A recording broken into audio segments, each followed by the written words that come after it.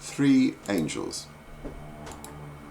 I was afraid when they loomed up, out of the dust haze on the horizon. They asked if they might stop a while with me before passing on. They were not expected, an eerie 3. I bade them rest in the shade of the tree. I know what it is to wander free as a bird, but far away from any home. We shared food then, fresh blood-red figs and a calf's flesh, and scones smeared with honeycomb.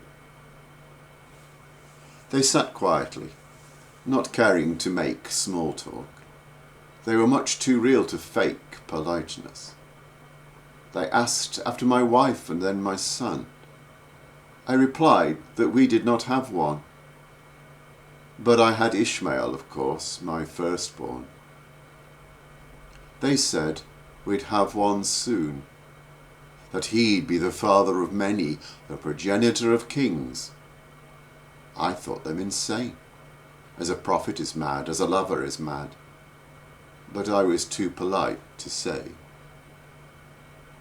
They made to go on their way. They had business with the cities of the plain, an audit to conduct and a dividend to pay. They would not stay and bed the night with me. One hung back a while, perhaps the youngest, but it was hard to tell. He seemed the kindest.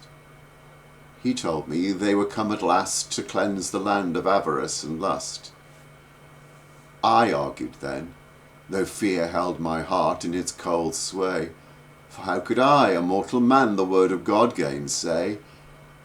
I said the wide world's judge should not be cruel, but must the ignorant excuse and be indulgent to the fool. He sadly shook his head and said, sin has its cost which must be paid, but I will stay my hand from any town in which sufficient folk are found to be of whole heart and pure mind. I challenged him, and so the quota cut. I did not seem to annoy him by arguing my suit. His eyes twinkled with amusement, and perhaps even joy. At length he left my side, fading into the darkness of the lonely night, lit only by the stellar sparks above. I was bereft as I lay in the warmth and softness of my marriage bed, listless, like I'd lost my lifelong love.